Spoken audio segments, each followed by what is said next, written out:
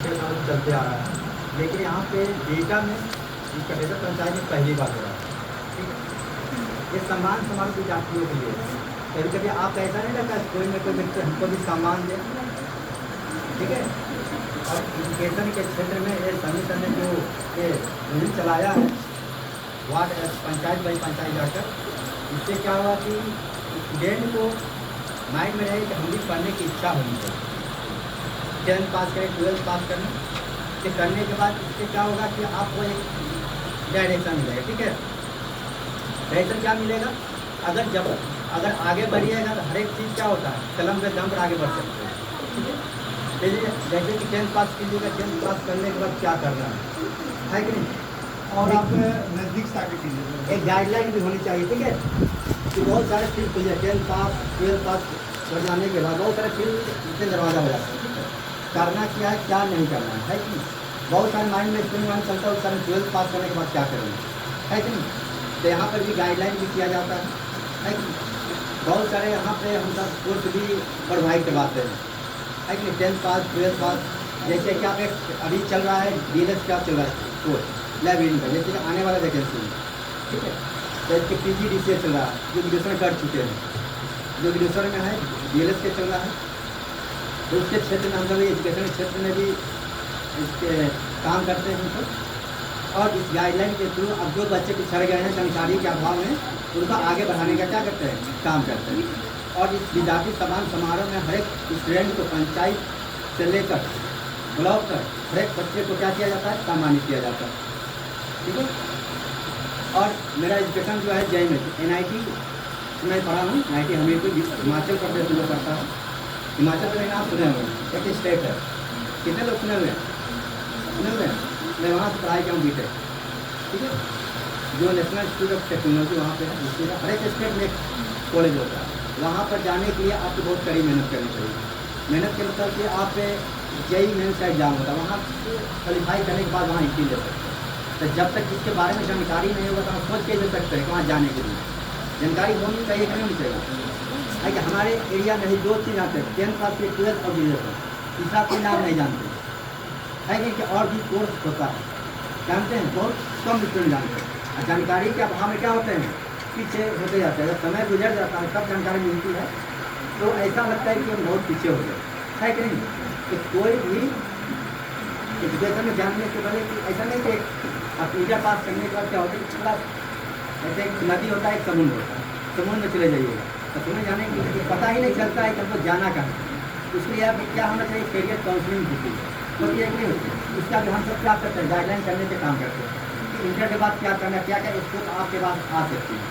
क्या इंटर में साइंस में है कि आर्ट्स में है कि कॉमर्स में है कि नहीं, हर चीज़ का अलग अलग स्कोप के बारे में क्या करते हैं डिस्कस करते हैं, और जो आपको अच्छा है उस स्कोप में जा सकते हैं।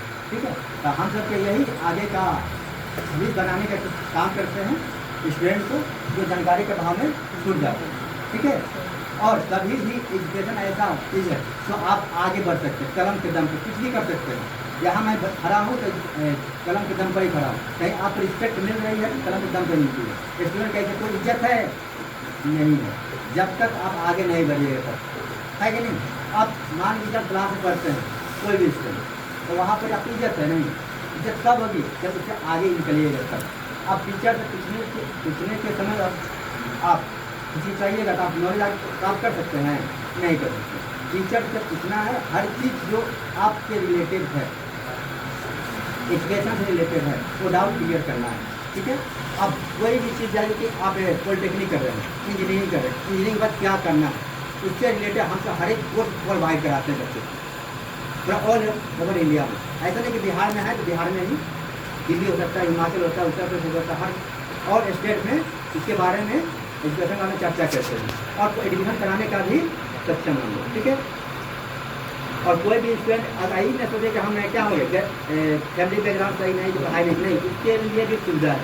हर एक क्रेडिट कार्ड की सुविधा है बिहार गवर्नमेंट दे रही है। और क्रेडिट कार्ड की सुविधा क्या होती है कि जो 4 लाख जो पढ़ने में अब जो खर्च है वो गवर्नमेंट प्रोवाइड करे और कुछ भी खर्च नहीं। बहुत सारे लड़का लड़कियाँ सोचती है कि क्या आगे पढ़ेंगे तो क्या होगा खर्च ज़्यादा होगा, इससे खर्च के लिए अपनी तरफ अपनी पढ़ाई पे ध्यान दीजिए।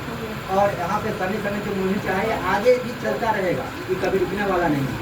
ठीक है, आप इससे यही है कि आप लोग आगे बढ़िए।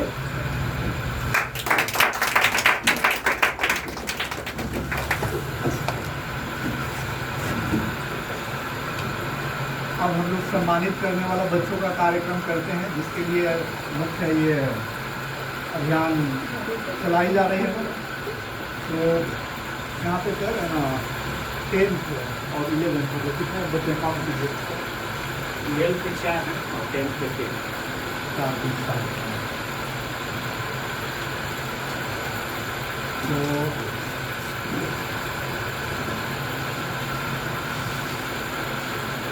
तो सबसे पहले जो 12th क्लास के हैं उन्हें हम बुलाना चाहेंगे बारी बारी से ना। एक स्टूडेंट 12th के गर्ल्स में से आ जाएंगे आप लोग।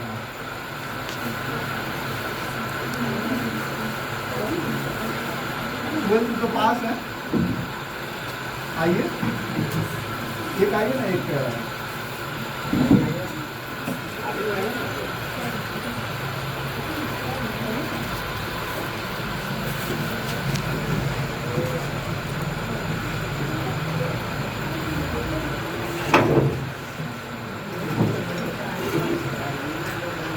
और हम चाहेंगे वार्ड साहब सम्मानित करेंगे ना। ये मेरे तुम्हारे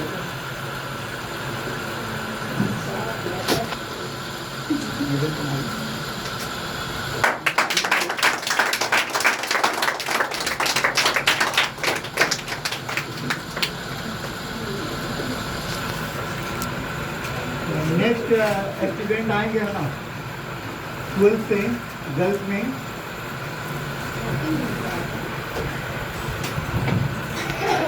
अब रितेश सर सम्मानित करेंगे।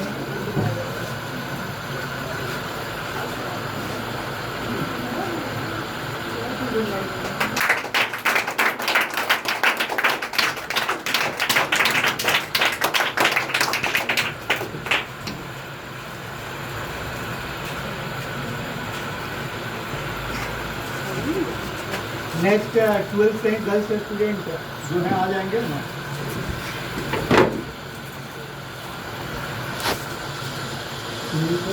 सम्मानित करेंगे सुरेश सर ना।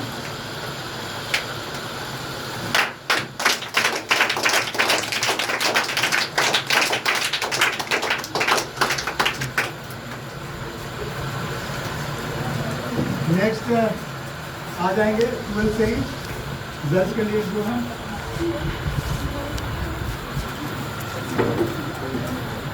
तो हम सम्मानित कर देते हैं।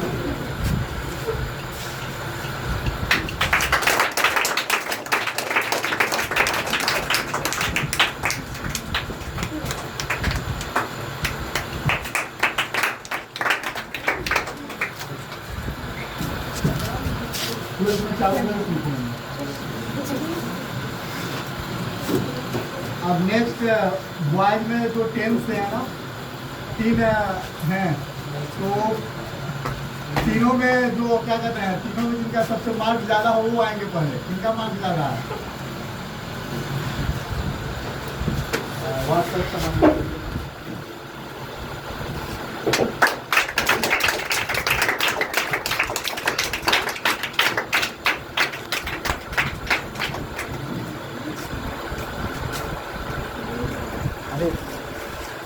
मैं आप लोगों को बताते चलो कि कार्यक्रम को संचालित करने के लिए एक लिस्ट बनाया जाता है, जिसमें व्हाट्सएप पे डॉक्यूमेंट, मार्कशीट, आधार कार्ड का फोटोकॉपी मंगाया जाता है। तो मेरे पास लगभग पूरे पंचायत से 5 बच्चों का ही मतलब डिटेल्स आया था। तो 5 बच्चों का आया था, हम उसी हिसाब से अपना तैयारी करके मतलब चले थे ना। उसके बाद में है क्या कि अब हम यहाँ पे बोले कि जो बॉयज में टॉप पहला स्थान होंगे वो आएंगे ना। तो कहने का मतलब है कि कुछ बच्चों को जो टॉपर होते हैं उनको हम पेन, मेडल और कॉपी से सम्मानित करते हैं। बाकी सभी बच्चों को पेन और मेडल से सम्मानित करते हैं। मैं पहले ही बताया इनाम होता है जो सब कोई नहीं प्राप्त करता है। विशेष गुण, विशेष टैलेंट, विशेष एनर्जी वाले ही बच्चे प्राप्त करते हैं। तो हम बुलाना चाहेंगे नेक्स्ट स्टूडेंट को 10th क्लास आ जाएंगे। नितेश सर सम्मानित करेंगे।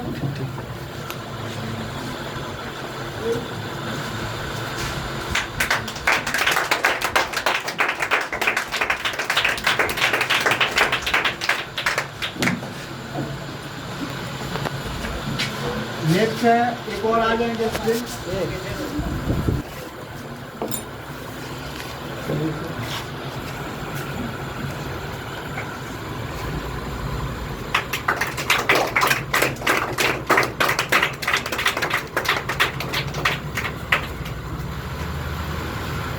अपने न जूम कर देंगे।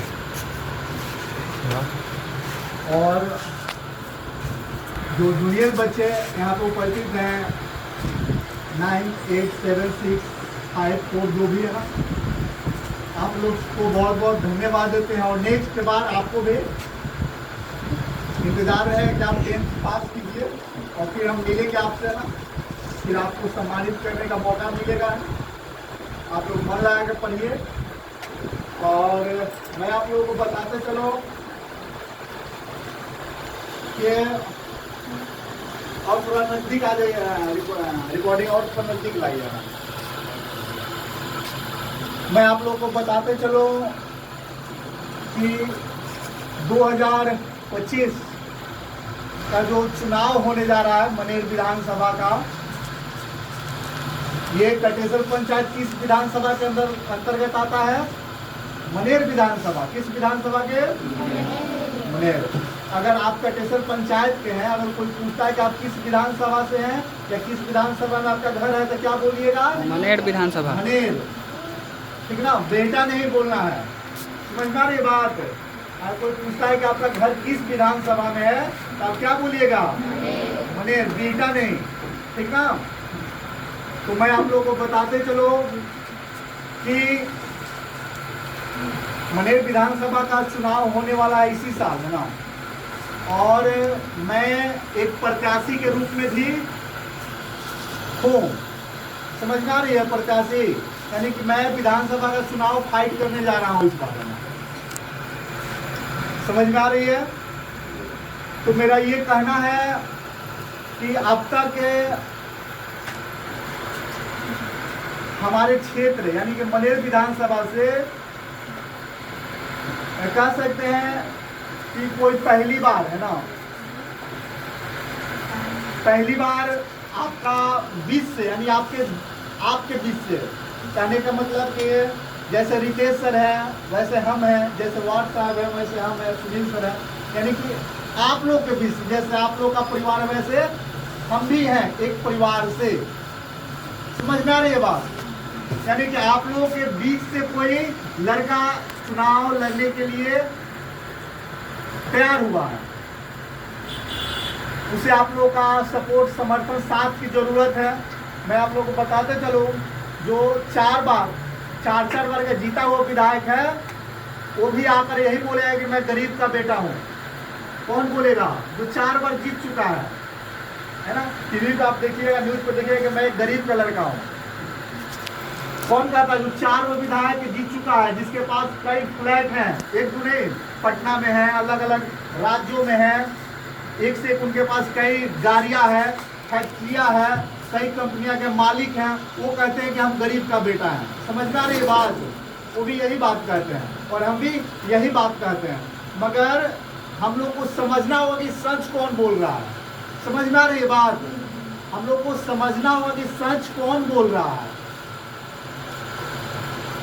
अभी मान लेते हैं तो यहाँ में परख करना है कि सच कौन बोल रहा है। वास्तव में क्या जो 4 बार का जीता हुआ विधायक है वो 5वीं बार भी जीतेगा, है ना, और एक मैं जीतता हूँ, तो काम कौन ज्यादा करेगा, है ना। समझ में आ रही बात? काम कौन ज्यादा करेगा? जो 4 बार के जीता हुआ वो विधायक करेगा, जो पहली बार जीतेगा वो अभी आपके समाज से, आपके बीच से, वो ज्यादा काम करेगा। सच्चाई यही है कि जो पहली बार जो आपके समाज से, आपके वर्ग से, समाज वर्ग समझ रहे हैं, यानी कि आपके, हम लोग एक निम्न वर्ग के हैं, गरीब फैमिली से, गरीब परिवार से अगर हम लोग अगर जीतते हैं तो एक अपने समाज के लिए बहुत बड़ा काम करेंगे ना। आज देख लीजिए 4 वर्ष से वो विधायक है, फिर भी आपके पंचायत में वार्ड से अच्छी तरह जा रहे हैं। राशन कितना मिलता होगा आप लोग को? 4 केजी मिलता है, 4 केजी मिलता है ना। वार्ड साहब भी गवाह है ना, वार्ड साहब 4 किलो। मगर वार्ड साहब का कोई बस नहीं चलता, आपका बस चलता है उसमें 5 किलो इनके वार्ड साहब। मगर बस किसका है, पावर किसके? एक विधायक के हाथ में है। क्या एक विधायक चाहे तो 5 किलो नहीं मिलेगा? एकदम दिल से बोलिएगा, एकदम विधायक चाहेगा कि एकदम 5 किलो मिलेगा? बताइए। 4 साल से प्रेजेंट अभी जो विधायक हैं वो है, मगर फिर भी राशन 4 किलो मिल रहा है। वो 1 किलो कहाँ जा रहा है? वो 1 किलो से ही उनकी फैक्ट्रियाँ खरीदा रही है, वो 1 किलो से ही उनका गाड़ी बंगला खरीदा रहा है। समझ में आ रही है? वो 1 किलो अनाज, अब सोचिए पूरा मनेर विधानसभा के हर एक परिवार से, एक परिवार से 10-10 किलो 55 किलो अनाज जो जा रहा है वो कहाँ जा रहा है? उनके खाते में जा रहा है, उनके पॉकेट में जा रहा है ना। समझ में आ रही है बात? मैं आप लोगों को बताते चलो, एक सलाह पंचायत है जहाँ के मुखिया विपिन सर हैं। एक मुखिया हो करके वो अपने पंचायत में 5 किलो अनाज देते हैं। पूरे बिहार का ऐसा एक पंचायत है, गांव सलाह पंचायत, जो एक मुखिया, अरे वो शिक्षक है, जैसे हम शिक्षक है वो भी एक शिक्षक है, जैसे रितेश सर, उन्होंने चुनाव मुखिया का जीता और अपने पंचायत में 5 किलो राशन दिलवाना शुरू किया। एक मुखिया जब दिलवा सकता है तो सोच लीजिए ना विधायक का कितना पावर होता है। मगर सारा जो करप्शन है, आज देख लीजिए, ब्लॉक में देख लीजिए, आपको जातीयवासी मृत्यु प्रमाण पत्र राशन कार्ड बनाना है, बिना घूस के होगा नहीं। मतलब जो 200 400 500 आपको देना है, वहाँ पे बैठे हुए जो कर्मचारी हैं, आप ऑनलाइन सारा निःशुल्क है, फ्री है, ऑनलाइन आप करके आ जाइएगा। ऑनलाइन आप कहीं भी सेंटर से करवा दीजिए, मगर वो पेंडिंग में रहेगा। 10 दिन दौड़ के जाइएगा तो कहेगा कि अभी पेंडिंग में, अभी हुआ नहीं। उसका दलाल साइड से आएगा, जैसे आप निकलिए कार्यालय से बोलेगा कि 500 लाई हम करवा देते हैं। अब 500 जैसे दीजिएगा वो अगले दिन आपका रेडी हो गया, OTP सब आ गया, फाइनल हो गया। तो ये सिस्टम है, हर जगह पूरा करप्शन भरा हुआ। एक विधायक अगर चाहे तो पूरे अपने विधानसभा के क्षेत्रों को मतलब पूरी रूप से विकास कर सकता है, लोगों की जो समस्याएं है, परेशानी है, सारा दूर कर सकता है। मगर वो नहीं कर रहा है, वो नहीं कर रहा है। अपना पॉकेट भरने के चक्कर में जनता के दुख सुख से परे सिर्फ अपने लिए वो जी रहा है, अपने लिए। फिर वो चुनाव है, फिर वो आएंगे आपके पास, बोलेंगे कि हम बहुत सारा काम किए हैं। मगर जब आते हैं तो ये बात उनसे पूछिए कि इतने दिन से जीते हुए 4 किलो हमें राशन क्यों मिल रहा है? क्या आपकी बस की बात नहीं है? और जब बस की बात नहीं है तो आप गेट आउट मेरे दरवाजे पर से। समझ में आ रही है बात? तो हर जगह भरा हुआ है करप्शन, हर जगह। अब मान लेते हैं दूसरे, ये तो मान लेते हैं आपके जो जीते हुए विधायक हैं वो RJD पार्टी से हैं, दूसरे एक आपका विपक्ष के रूप में BJP के कैंडिडेट के रूप में एक हैं। तो कहने का मतलब है कि उनके दादाजी विधायक थे ना, इनके जो दूसरे कैंडिडेट के रूप में है, जो बड़ी पार्टियां हैं ना, तो उनके दादाजी विधायक हुआ करते थे। तो क्या हमारे समाज या मतलब उन्हीं का राइट है कि जो विधायक रहेगा वही विधायक बनेगा, जिसका बाप विधायक रहेगा वही उसका बेटा ही बनेगा? ये परंपरा कब टूटेगी? ये परंपरा कब टूटेगी? जब हम लोग जनता, आम लोग जगेंगे तब जाके टूटेगी। समझ में आ रही बात? और मैं निर्दलीय प्रत्याशी हूँ। निर्दलीय प्रत्याशी जनता का प्रत्याशी होता है, आम लोगों का प्रत्याशी होता है। और जो पार्टी का प्रत्याशी होता है वो सबसे पहले जीत करके पार्टी को फंड देता है, पार्टी के लिए वो जीता मरता है। मगर आम लोगों से उसको कोई मतलब नहीं। पार्टी अगर ये कहती है कि वहाँ खड़ा होगा वहाँ खड़ा होगा, मगर एक निर्दलीय उम्मीदवार जनता जहाँ कहेगी वहाँ रहेगी। तो निर्दलीय उम्मीदवार को पहला स्थान देना चाहिए, कहीं का भी हो, कोई भी हो। इन्हीं चंद शब्दों के साथ अपनी वाणी को विराम देते हैं। जय हिंद, जय भारत।